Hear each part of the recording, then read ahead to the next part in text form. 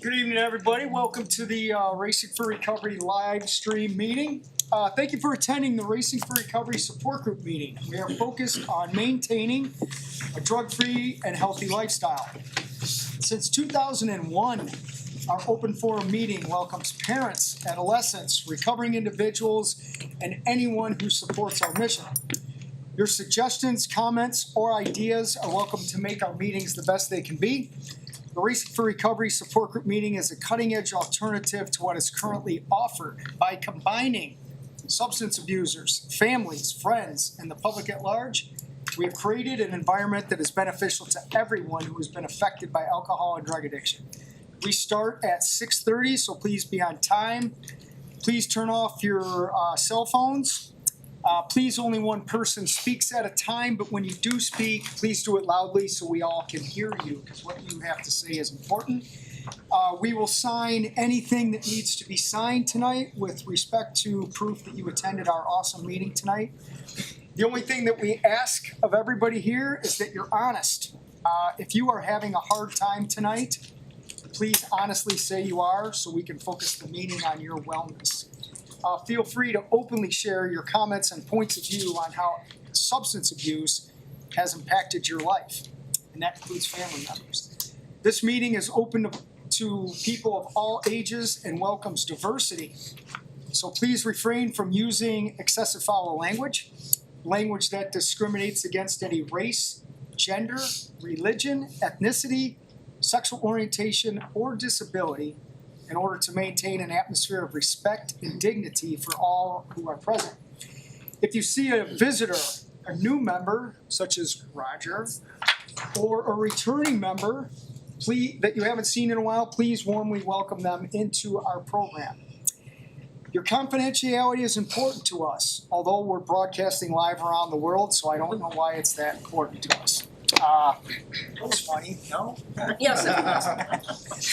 If you want to be private, we do have a section for that. But please be mindful of what you're saying while the meeting is going on, and let's be respectful for those that do not want to be known that they're here tonight. Please refrain from getting up and leaving during the meeting, because honestly, it's annoying. And if you're going to litter, please do it in one of our trash cans. And as always, I'm so glad that everybody has quit smoking. Yeah. Congratulations.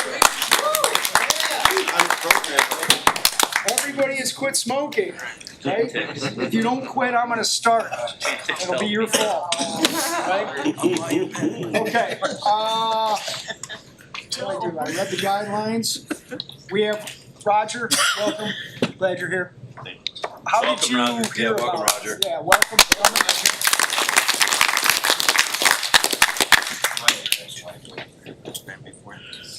Is she okay? Yep, she's still sober. Okay. Is there something you need from us tonight? No. Okay. All right. Who's going to read, or do we do announcements first? Go ahead. Do announcements. All right, group announcements. On Tuesdays, we have a men's and women's sport group meeting right here at the center. These are open to the public from 4 o'clock to 5. It's a great place to get something off of your chest, just among a group of your peers. No staff, typically. If there is staff, they're usually here to share something that they've got on their mind. So on Wednesday, we have a BAC recovery group at the Bedford Alliance Church in Bedford Township, Michigan. It begins with a meal at 6 p.m. and the group meeting is 6:30 to 8:30. The van leaves over at the suites at 5:15. They're usually there about 5 o'clock to start. On Thursdays, our evening begins with a free plant-based dinner and music here in the room. That's from 5:30 to 6:30. Shout out to Dean and the kitchen crew. Yeah.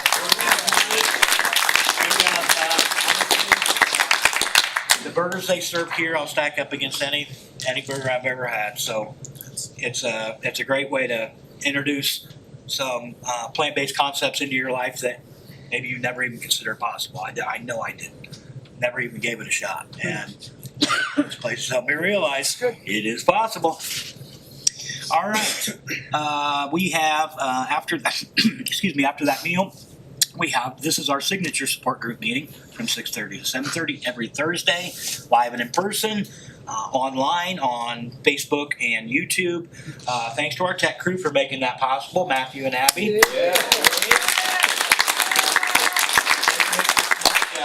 Make this look much easier than we know it really is behind the scenes. So on Saturday, we have a community connections group. It is here at the Racing for Recovery Center.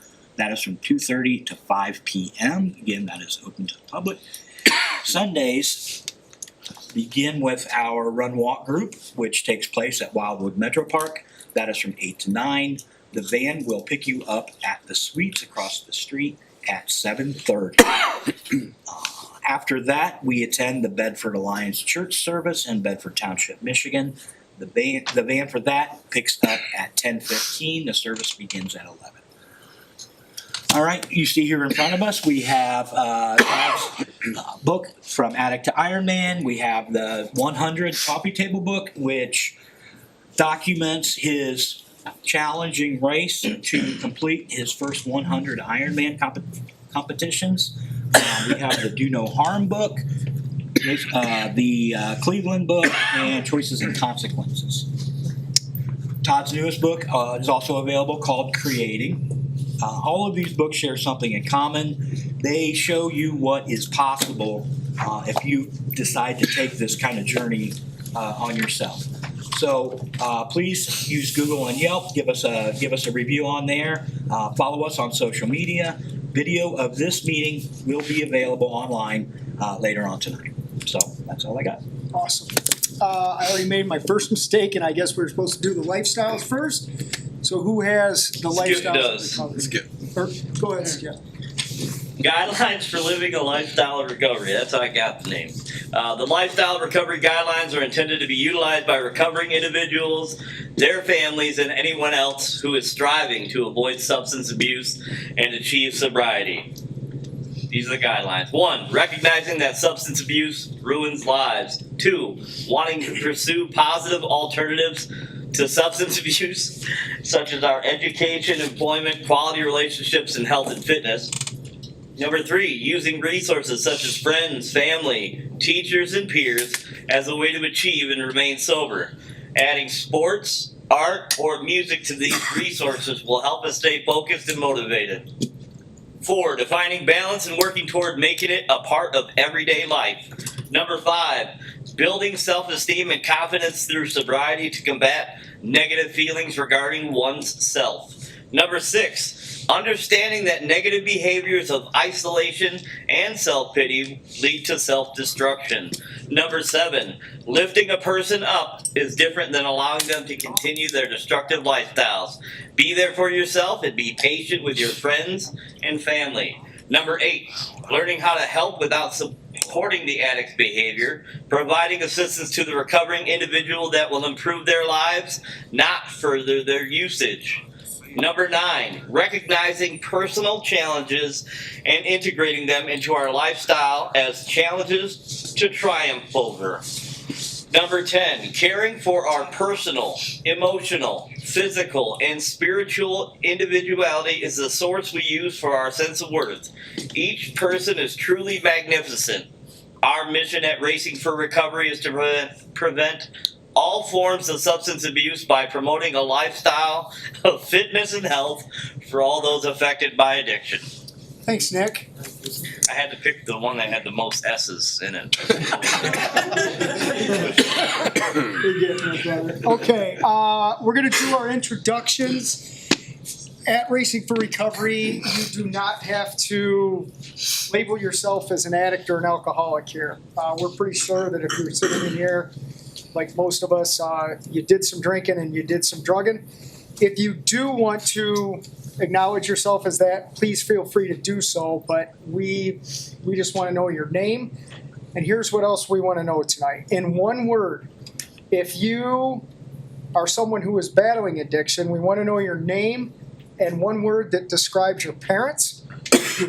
And if you're a family member are here for the first time, like our nurses that are over here, give us your name and one word that describes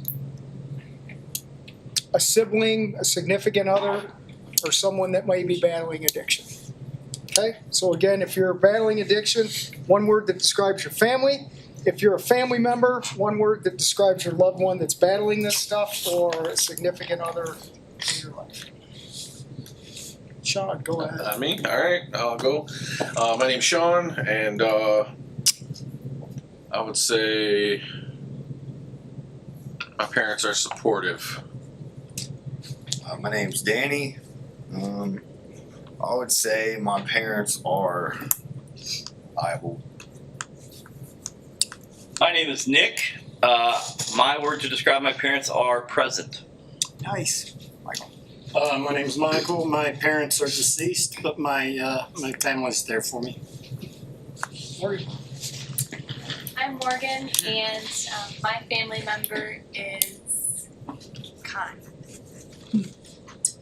My name is Zaina, and I would say in general to anyone battling addiction, they're worthy. There you go. Hi, my name is Olivia, and I would say that my family member is resilient. Nice. I'm Caroline, and I would say my family member is selfless. Wow. I'm Ashley. I'll say that my family member is beautiful. Wow. I'm Christina. I would say my family member is trying. My name's Kendall. My family member is optimistic. Yeah. My name's Ashlyn, and my family member is hopeful. My name is Jody, and I'll say my family member is strong.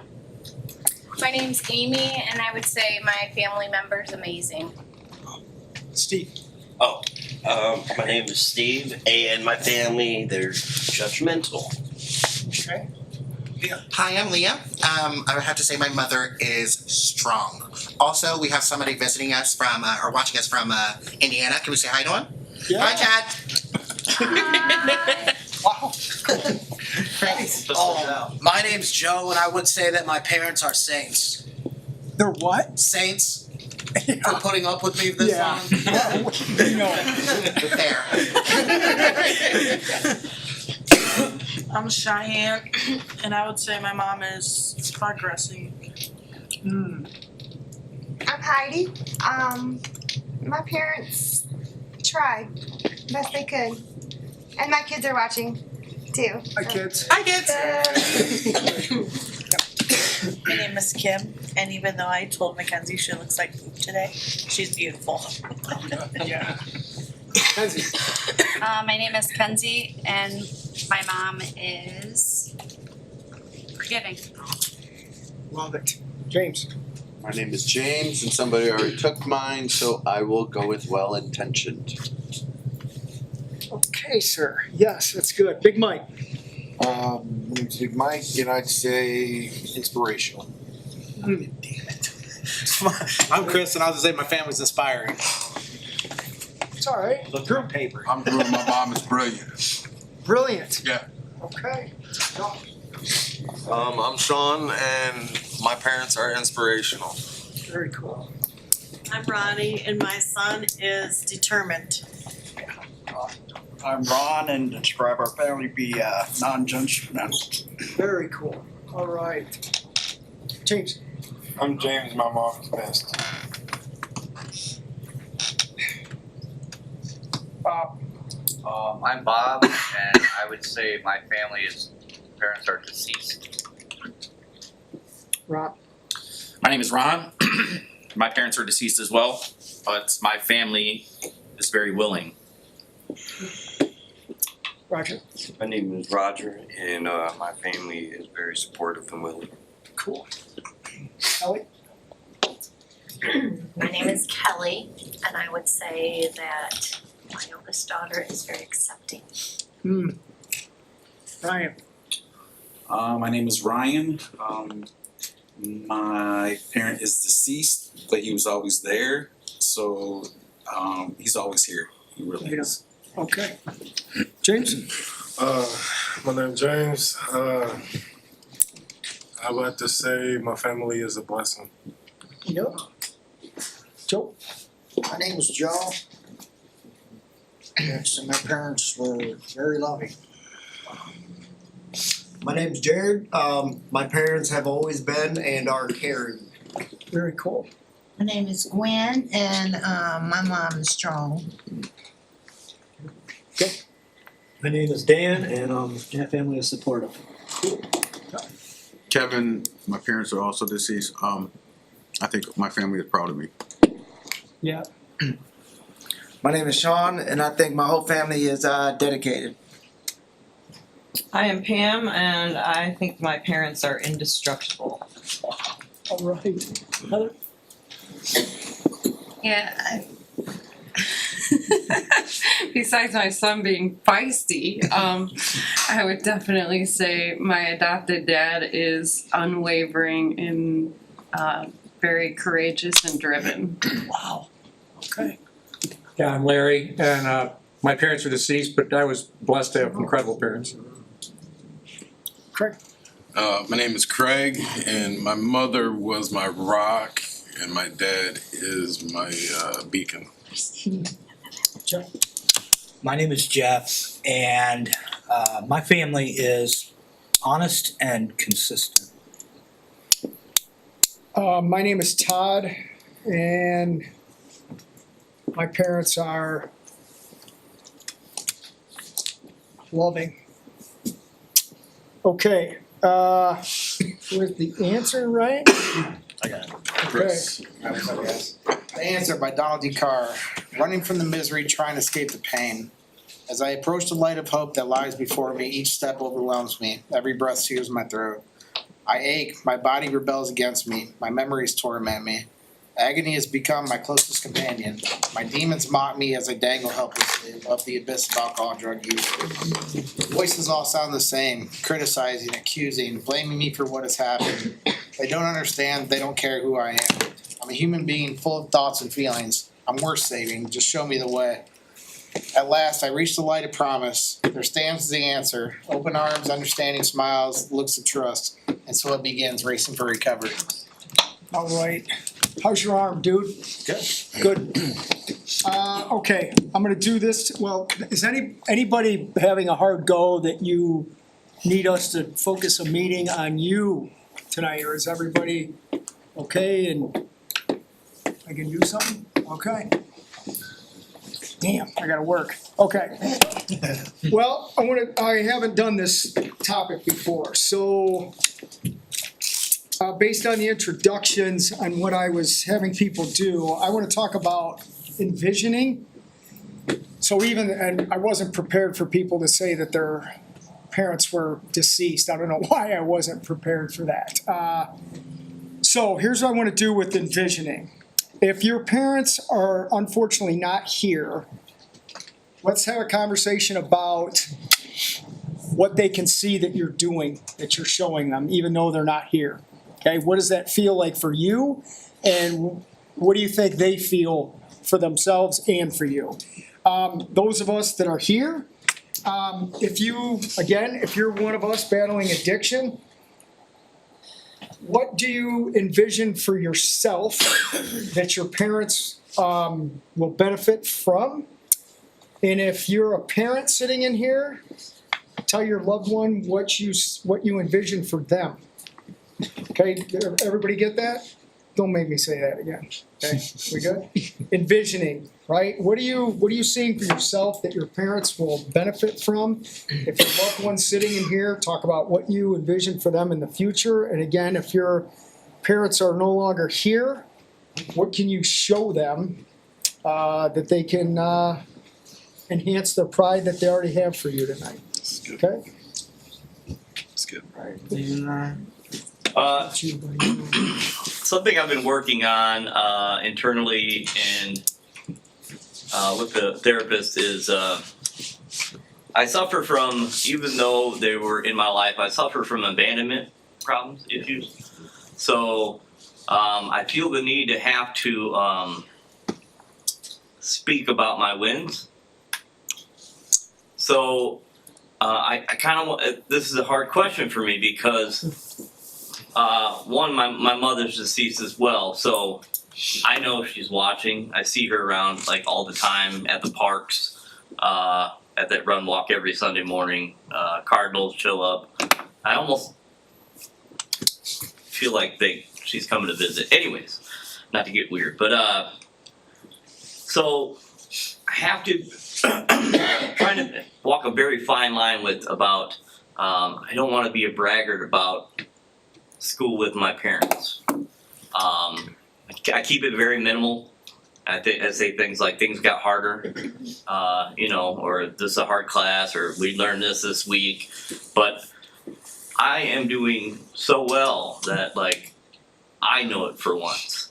I feel it, and I think learning that and being sober and having the wonderful opportunity that racing has given me to make the choice to go back to school to change my career has been a really good gift. And like I just have to know that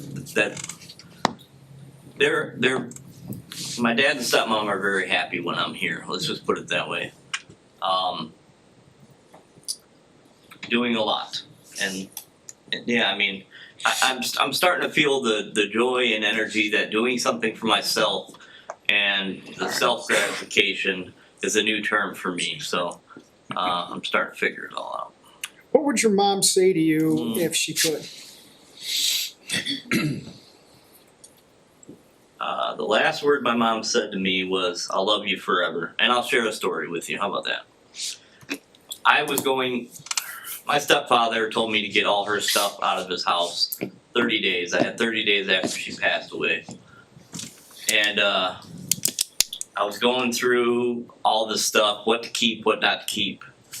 And the last box, and this is the honest to God truth, the last box had a bunch of just rubble in it. And I was literally about to dump it in the trash, and when I did, this little pink bag, like those little drawstring bags, popped out. And I opened it up, and there's a metal card, like a business card, and it said, "To my son, no matter where you travel, just know that my love will always follow you." And I carry that in my wallet every day. Right. And it was like a comet hit me. It would like floored me. So spirituality for me was a difficult thing. And so my spirituality is I believe in energies. I think she's still around, you know what I mean? So I think when we die, we kind of just pass our energy to something else. So I believe that it's able to be present. I don't believe in anyways, pretty crazy. That was pretty crazy finding that. So I know she's proud. She was my #1 fan. Beautiful. Well said. Okay, we're rolling. Okay, so me and my family have always been really close. About 10 years ago, my mom, dad, sister, everybody moved to New Orleans, and I stayed here. And even in my years of fucking up, I always had them. Pardon my language. When I'd have go through some bad stuff, I could always go over to my parents' house on Sunday, have a meal, talk about how I feel, and use that as a coping mechanism. When they moved, it got a lot harder because I'm not the kind that likes to sit there and chat on the phone. And being that was my biggest support, the last 10 years got pretty bad. Because I couldn't just go over to mom and dad's for a weekend and decompress. So it got to a point where the only time I would call them is when I needed something. I needed money or needed this. And so that support kind of just wasn't there when I needed it. But now that I've been here for 7 months or so, it's getting good again. Now I don't call when I need something because I do what I need to do for myself now. And when I do call about life advice, tell them how I'm doing. Just talk about football, whatever. But it's I sit on the phone for hours, and I remember my dad pointed out after a few months, he's like, "Do you know how nice it is to have my son back when you call? You don't ask for something." He's like, it was huge. I didn't really think about it that way, but I don't think I'd had a real conversation with him for years. And now I feel like my whole life, job wise, or I didn't know what my purpose was. I was just chasing money. And that clearly didn't work. Had everything, lost everything, but never really felt like I had a purpose. But now that I got my head out of my ass and I got myself clean and sober, I want to help people that were like me. I'm getting emotional.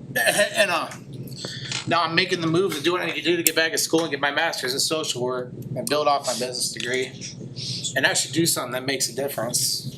And if it just helps one person, then that's Warren I was helping, in business. Are you envisioning sitting at this table one day? Yeah, I don't know. I want to do something with addiction counseling. I don't know exactly what that looks like, but I'll figure it out. Okay. Start small. I know I want to do something in social, whether it's addiction or helping broken families. I want to do something that helps people. I like talking to people. I don't like just, sitting behind a desk looking at fucking stocks and money. Yeah. I just want to do something that makes a difference.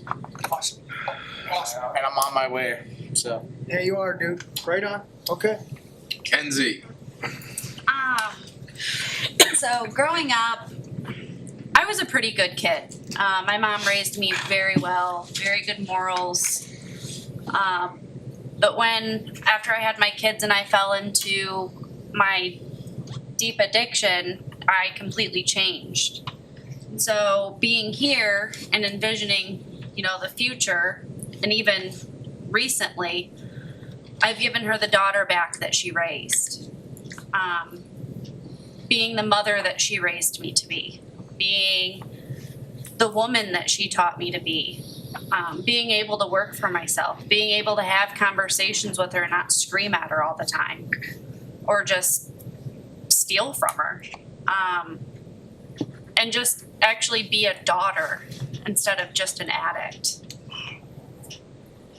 And that is probably the most important thing that I can give to somebody, especially my mom, because she, like I said, she did an amazing job, being a single mother. My dad, I envision, maybe I can kick him into gear one day by seeing that, I fought my addiction, he can fight his too. And going forward, I just want to be better and better every single day and working on myself. And she even sees that. We talk every day. Actually, if I don't respond, I feel like she thinks that I'm dying. And I'm I'm still here. So it's just an amazing feeling, and I see a really beautiful road ahead. Kim, any response to that? Or? I've been working up to it, okay? I realize that there's tissues here, so I realize I'm at the right table. I envision Mackenzie to be the best woman that she was raised to be. I know she can, and I know she will, but she has to know. To be the best mom for her and her kids. I put me on the back burner. It doesn't matter. If she moved away and she was the best version of herself, the best mother that those boys needed, so be it. She's happy, she's healthy, her kids are happy and healthy. I envision her to be the best woman that she can be and to realize she can do it. What would you say to a woman, a mom, who's watching this in Arkansas right now, who has a daughter, same situation? What do you say to that mom that she needs to know? I mean, every situation is different. I have not always dealt with this with her. Some women, some moms deal with it their kids' whole adolescent life, young adult life. I've been dealing with it for 3 years. 3 years is long enough. A day is long enough, but you can't give up. And as long as you keep fighting, someday they're going to realize that, and hopefully they'll start fighting with you. Wow. There we go. That's great. Okay, who's up? Steve. Oh, great. I'm getting teary-eyed over here. As you were talking, as she was talking, I just pictured, is that selfish of me? My mom saying that about me, or saying those words about me, because when I said my family, my parents are judgmental.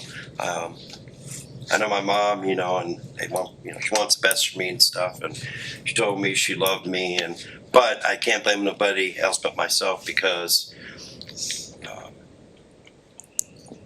I burned those bridges with my mother,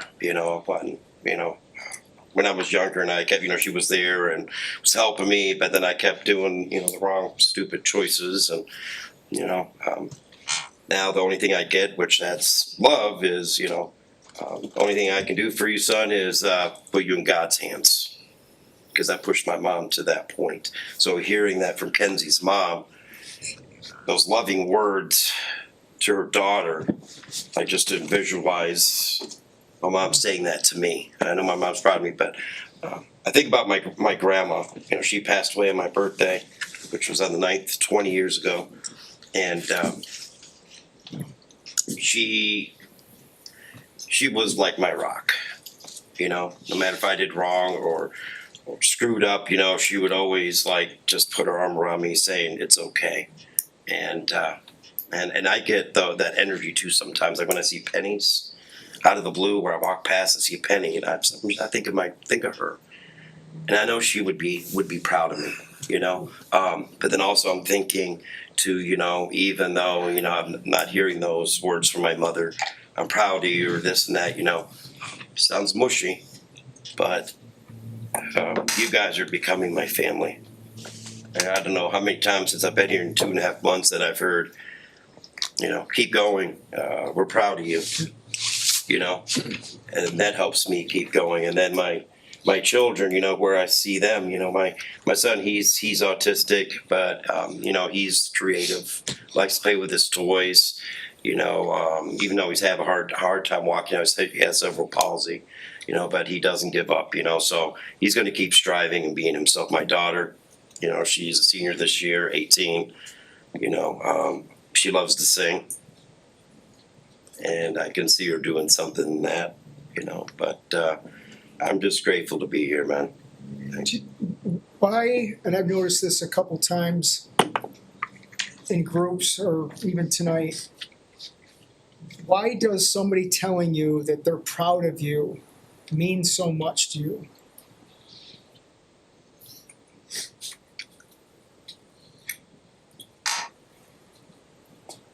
Because I never got it from my mom, never got it from my stepdad, My stepdad was always a military gung-ho, no matter, if I had good grades or, it was never, proud of you, son. Playing football, he'd be there at my games, but, if I got hurt screaming because I was hurt, he wouldn't say, wouldn't check on me, nothing. He would say, get up, you. So that's what I got. So that's why it means so much to me to hear that I'm proud of you and feel that hug. It's not like I'm a huggable person, because I never got it. Could turn this into an individual counseling session. I won't. But are you proud of yourself? Yes, sir. Okay, cool. Thank you. You're off the hot seat. Well, for now. Before we call on somebody, Heidi, I have to ask you this too. And your response when you went around the room, you said your parents tried. Can you, that resonated with me. Yes. What are you showing them now that their trying has paid off? My daddy, I was a daddy's girl, and he passed away, so he's been gone for like 8 years. And my mom, she has dementia, so she's pretty much gone. But I went through a lot with them, and like Steve, I never got the I love yous or the I'm proud of yous. So hearing that from Kenzie's mom got me too. So just, I know they tried. They did what the best they could. And I'm starting to realize that. And my kids, I have 21-year-old twins, and they are in treatment right now. So I was really feeling a lot of guilt for, like passing that along, showing them, or like hereditarily or even my actions, showing them, but they're doing really well. And yesterday, my oldest told me that I broke the generational curse of abuse. Because I've never let it handle them.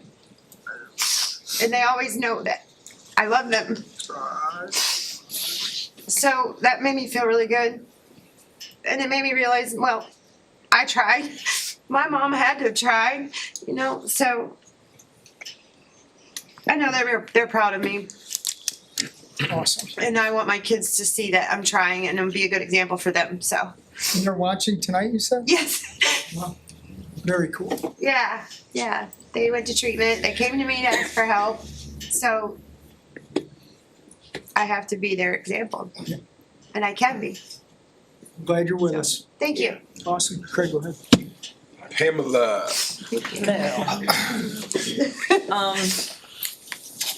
I think my parents envisioned for me like all the regular stuff that parents do, like a job that I love,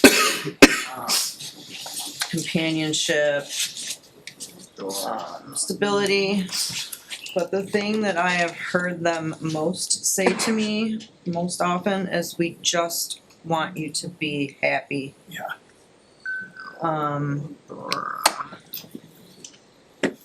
So, and in recent months, attending Racing for Recovery, I have figured out that I can be happy. And not only that, but I can maintain it. I can like goes on every day. Most days at least. So yeah, and I think that would make them very, very grateful, and it would give them some well-deserved peace. Awesome. Good stuff. Leah. Hi. Hi.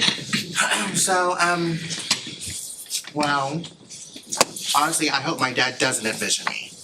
I haven't seen him or talked to him since I was 16 years old.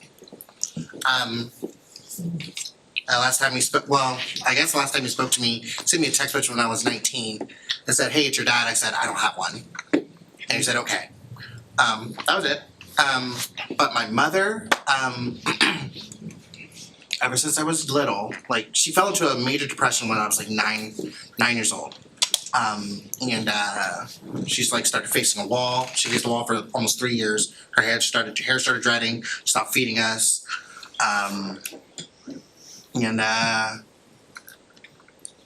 She just kind of like, she abandoned us in a way because of her depression, which I don't hold against her.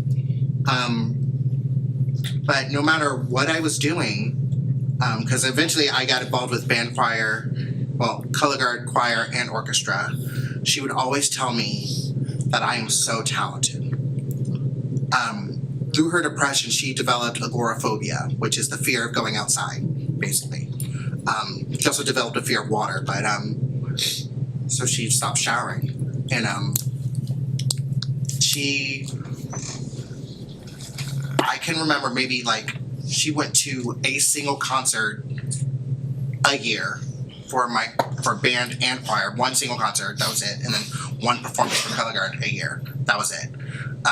But she would always tell me I'm so talented and like I should take this somewhere. I should. So eventually I started teaching when I was 17 years old. Some of the students I was teaching were even older than me. And I took that pretty far. I mean, I ended up having my own competition team and we were state champions our first year out. And I love that. And no matter where I was in life, no matter what I was doing, it was always, "You're so talented.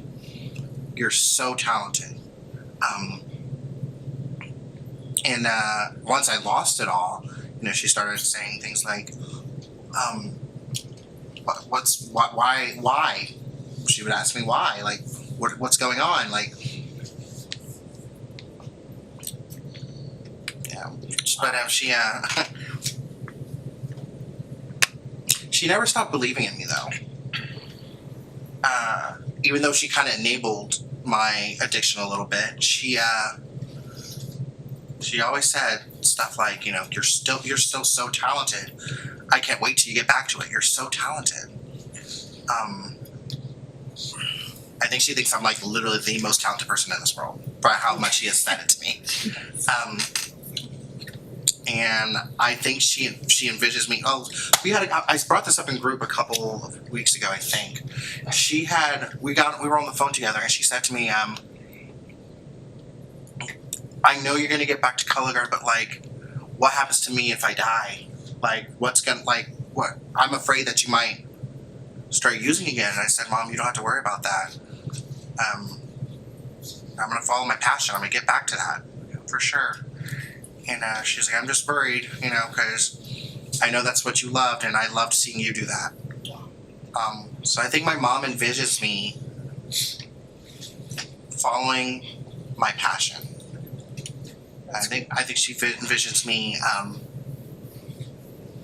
happy. Do you have her same envision? Absolutely. Okay. 100%. I think you're cured. You're good. Yep, I'll go now. All right. Stamp this paperwork. Danny. Hello. Yeah, this is an interesting topic. Kind of sad at times, I guess, but like, the vision, like throughout my life, I would say, was just stay alive for the longest time, unfortunately, and you know, got the typical, you know, my mom only slept when I was in jail because she knew I was at least somewhat safe, and yeah, but I would say now, similar to Pamela said, they just want me to be happy. And, you know, throughout my life, it was borderline over love / enabling, probably to a point that I definitely took advantage of. But I think where I'm at now, you know, I did worry them recently. But, you know, throughout all this process, I found the light in me. And I think, you know what I mean, you always hear it's like, oh, there's such a light in that person, you know, like that they would say to their kids or whatnot. And I think, you know what I mean, I just found myself through, like, you know, all the different steps that I took, and I know that I'm going to be okay. And I know they still probably have worries on the back shelf just, you know, based on my track record. But I'm in a good spot. I'm okay. And I found my own light, and I know what I need to do. And so I just think they envision me being happy, and you know, I'm almost there. I'm almost there all the way to get it completed. So, you know, I've you know, I'm my worst enemy, as you know, a lot of people are. You know, I get in front of myself, but I had great parents, had great growing up. You know, screwed up a lot, and I think it's just all come around full surface like the last year and a half.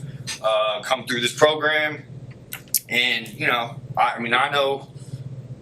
You know, I've messed up even recently, and I don't let that shit define me anymore. I'm definitely in the present moment now, and you know, tomorrow's gonna be great as long as I stay present now. And you know, I don't have too many worries, even though I know that they still probably do, just because I was kind of a hellion growing up. But you know, I'm settling down, and so yeah, I think they envision me being happy, and you know, even if they don't know that I'm happy, I am. Dude, it's good to see you, and I have a ton of respect for you for being here. Seriously, yeah. For sure. Right on. Go ahead. Heather. This is a great topic. I would definitely say that, like, my mom is tough. She's been tough. And I think it was so important for me to have what I had here, which was you guys saying that, and I could really identify with that. It just brought my whole heart out to hear some of the people that were saying about how much you guys say I'm so proud of you. And I think my mom more recently in the last few years has said that quite a bit, and I've earned it, you know. I don't think I need to hear it now as much. But it feels amazing when I hear that from her. And my older son, it's kind of an interesting transition now. Like, we're becoming very, very close. And he is facing his fears in the last year, where it's just like he's doing all these crazy, amazing things. And he was out doing he's been doing these crazy snowboarding days, and he did a 10-hour day and did the vertical feat of Mount Everest. And my mother said, "You are your mother's son." That made me cry, because that could have had a whole different meaning before. Yep. To be related to that beautiful human who is literally facing every fear he has is just so beautiful. And to think, like, I don't know if I have any part of that, but it's just beautiful to be a part of the fact that we are both breaking the chains of not only addiction, trauma, all of these things, because I feel like I gave him that fear in a way. I mean, whether it was just a genetic thing or it's just, something he saw from me, but now we're both facing our fears and encountering life. And I think, he said to me, I said, "You're going to go out there and do that thing until you're not afraid of it anymore." And he's like, "Yeah, Mom, and then I'm going to find the next thing that I'm scared of and do that." And I'm like, "Yep, exactly." And so I think that in that, as far as envisioning, I feel like I know that my mother has said to me that she envisioned me to, or not, she didn't say those exact words, but I think she wanted for me the same things I want for my children, which is to see them happy and at peace. And I think that is one of the most beautiful things. And for me, I would have never dreamed, and I think my family has said that too, to be able to go out and do the races, the runs, to work and have him right there beside me, to do everything, to do these workouts and just formulate my life around what I need to do with him. It's never going to stop me. Like, it just doesn't stop me. Like, I'm so driven. And I hear that a lot, and I'm very proud of that. But I think ultimately what my mother, and I think what the people that love me want the most for me, is the same thing I want for everyone here in my life, is peace and happiness, fulfillment. Yep. Well said, Heather. Well said. Carry on, Craig. Mr. James. Should have brought a notebook tonight.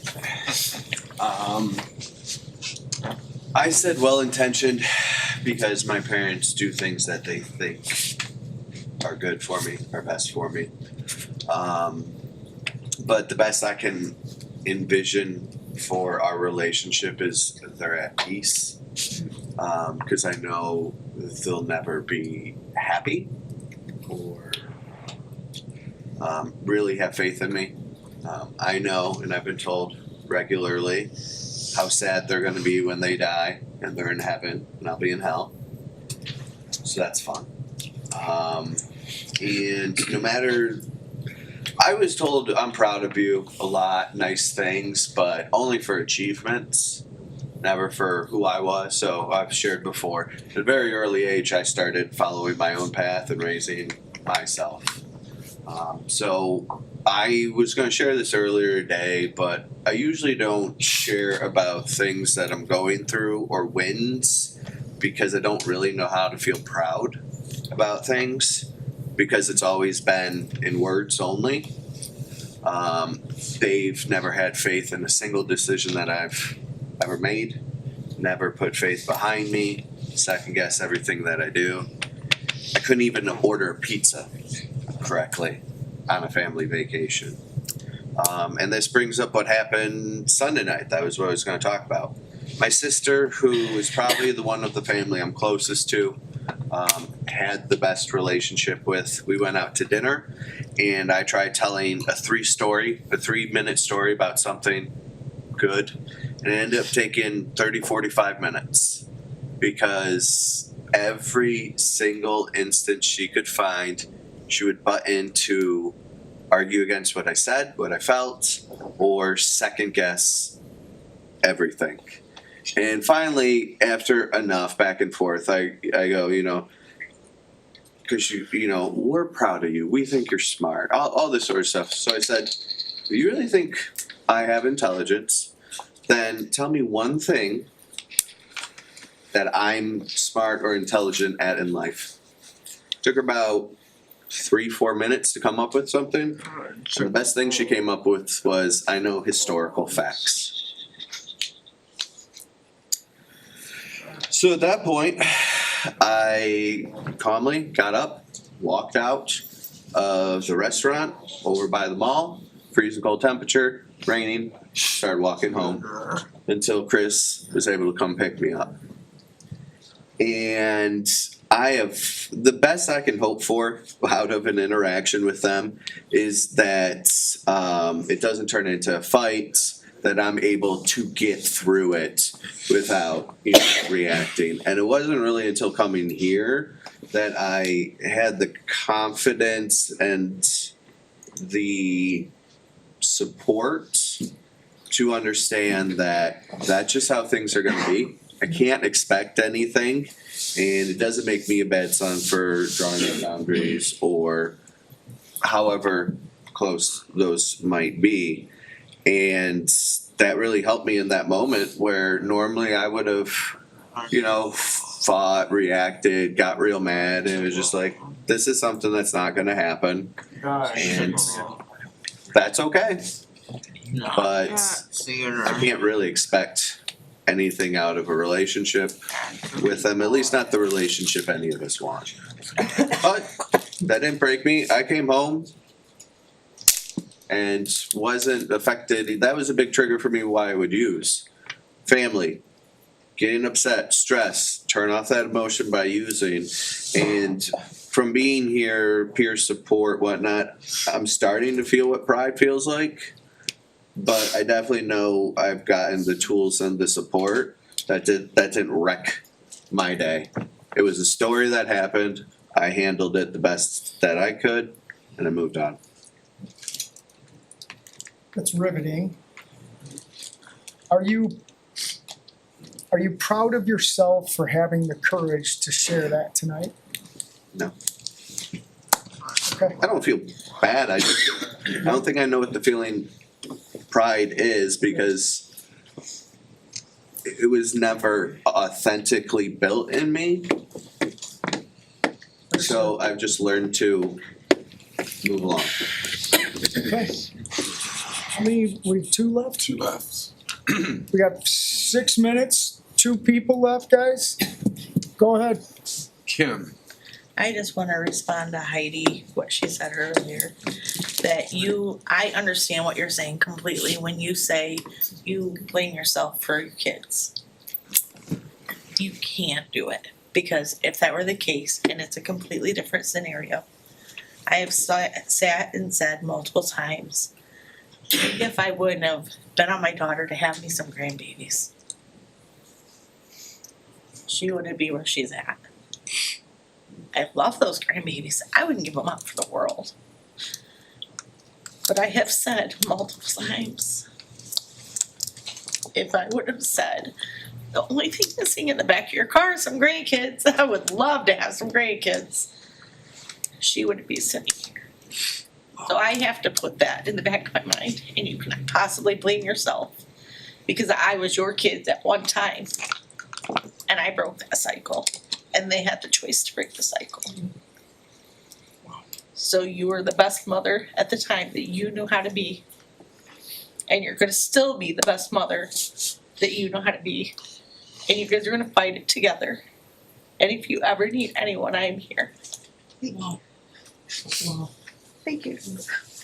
Beautiful. She means it. She's been there for me. Cheyenne.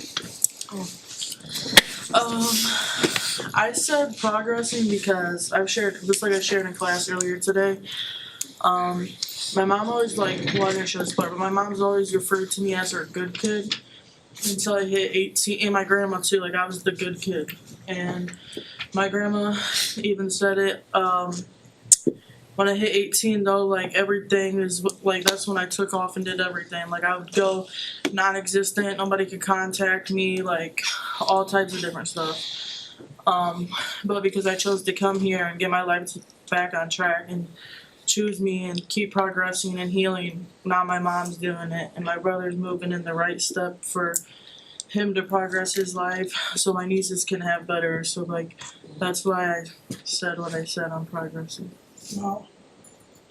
That one of the hardest things going through this whole recovery process is we almost every single one of us has someone somewhere in our family that communicating is difficult, if not impossible. The easiest way that we can communicate in the most believable fashion is by our change in behavior. That communicates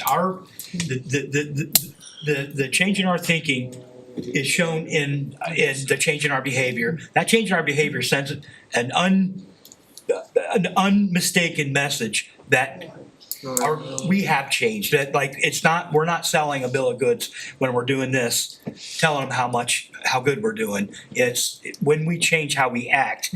That is our demonstration and solid proof that our lives are actually different than they were. We're not just talking a good game. We're demonstrating, for them to see what's really changed. So. That's good. I want to play along in this for a second, listening to the meeting tonight. And James, I see you. I heard you when the meeting started. My dad has said some very profound things to me over the years, and when James responded in the intro the way he did, I can remember my dad saying in a television thing he did one time, he said, we always thought that Todd would get through this if it didn't kill him first. And one of his biggest fears, and he told me this, he said, my biggest fear was that you grow up to become your mom, and you did. And I have a lot of empathy for what that must have been like for a parent watching their kid do that, because as the kid, I couldn't see what this stuff was doing to my parent. And with respect to envisioning, I used to say to my parents, I'm gonna be somebody, I'm gonna be somebody. And my parents would always say, you are somebody. And I couldn't feel that. I still struggle with that a little bit. So it's become a running joke, even a few years that I haven't used drugs or whatever, that I'll call my parents sometimes and I'll say, I think I'm somebody. And my parents still say the same stuff that they've been saying to me for 50 some years. And the reason I'm sharing this is I believe our parents have the same vision for us, no matter what stage of life it is. Addiction, non-addiction, post-sobriety, whatever, it's the same thing. They just want us to be happy and do our best and be content at whatever we're doing. And as Jeff very profoundly said, when our actions start showing some of the stuff that we used to talk about but never did, when the parents and the loved ones see the action, there's nothing to be said anymore. And it's understood, and that's a whole different level of things. So yeah, great meeting tonight. Do me a solid and share this, whatever this is, live stream tonight. Share our podcast. Talk about Racing for Recovery. I want to thank the nurses for being here tonight. Yes. Those of you that from the nursing group that talked about family members that are having a battle, I think you can see that Racing for Recovery is a pretty decent resource to help let them know. And the answer, right? Yep. Okay, who has the answer? Or, no, the poem, sorry. Yeah. That's my second mistake tonight. Yeah, 5 short chapters. Yeah. I remember We my forgive first you. day. It's an accident. I walk down the street, there is a deep hole in the sidewalk, I fall in. I am lost, I am hopeless, it isn't my fault, it takes forever to find a way out. I walk down the same street, there is a deep hole in the sidewalk. I pretend I don't see it, I fall in. I can't believe I am in the same place, but it isn't my fault, it takes a long time to get out. I walk down the same street, there is a deep hole in the sidewalk, I see it there. I still fall in. It's a habit. My eyes are open. I know where I am. It's my fault. I get out immediately. Right. I walk down the same street. There's a deep hole in the sidewalk. I walk around it. I walk down another street. Yeah.